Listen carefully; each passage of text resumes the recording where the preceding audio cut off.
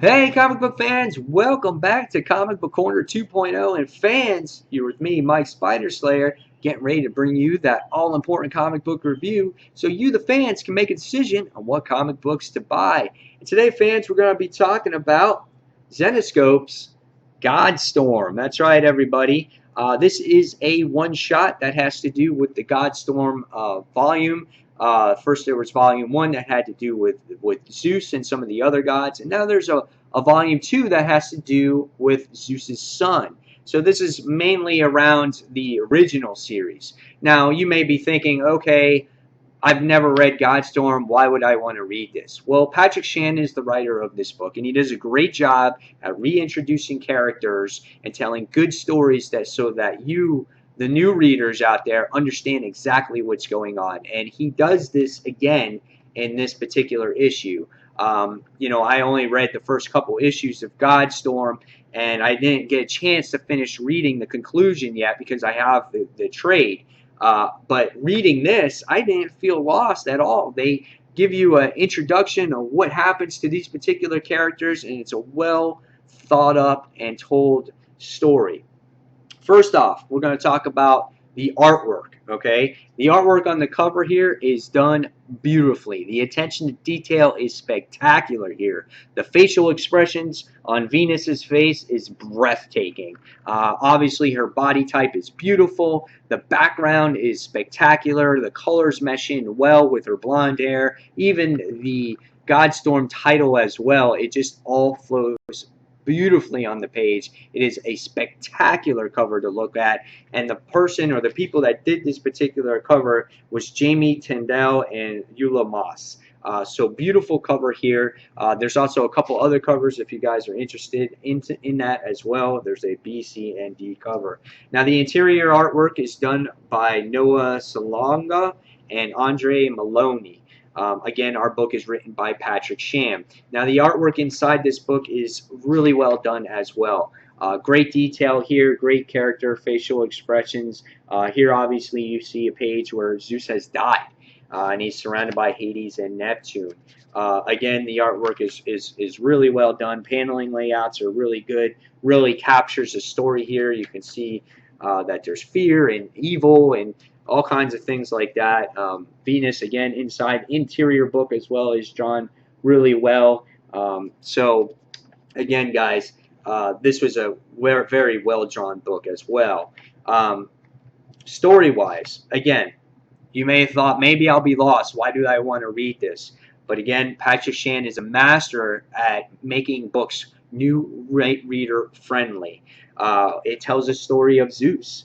Zeus when he was a god, and how he fought and protected and did everything, and how he fought against the being, and then you get to see him perish, and you get to see him die, and you get to see Neptune and Hades mourn his death, that he actually died in this part of the world. But it is true what they say, a god never really dies, and you get to see him later on in the issue.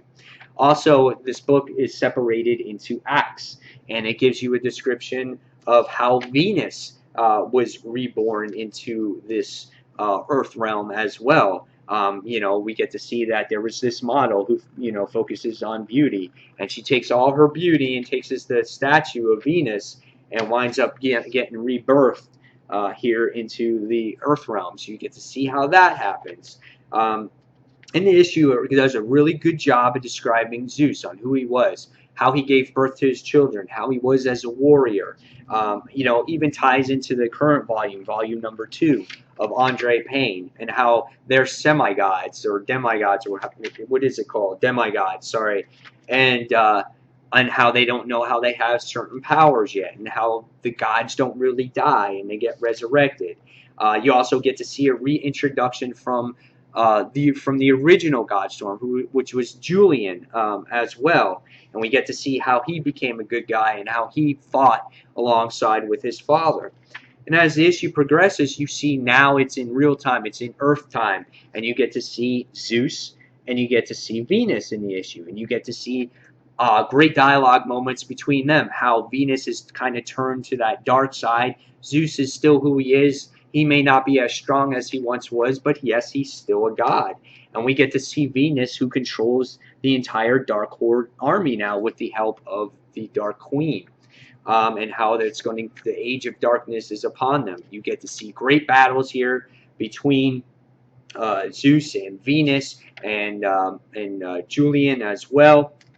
And then at the end of the issue, it kind of wraps up how, Zeus is just like, you're almost like your everyday man, and he says goodbye one last time to everybody, which was Hades, and which was Neptune, and even Venus, even though now she is no longer, one of the good guys. So in the end, this story was a spectacular read. You did not have to be a longtime reader of Grimm Fairy Tales or Zenescope to understand what happens in this issue. Pat Chan does a wonderful job at describing everything that happens here, who Zeus was, who the gods are, how they were resurrected, and how they are today.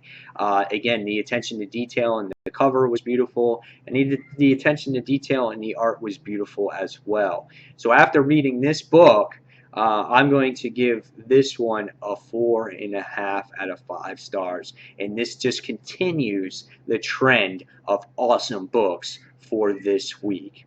So guys, if you read this, please leave me your comments below. Are you now interested in Godstorm? Are you interested in Zenescope? If you have any questions about the company, please, guys, again, leave me those comments below. I read everything they put out, and I can tell you what to buy and how to get on board with these stories. So, guys, as always, thank you for watching Comic Book Corner 2.0. And until the next comic book review, fans, I'll see you real soon. Take care, everyone. Bye.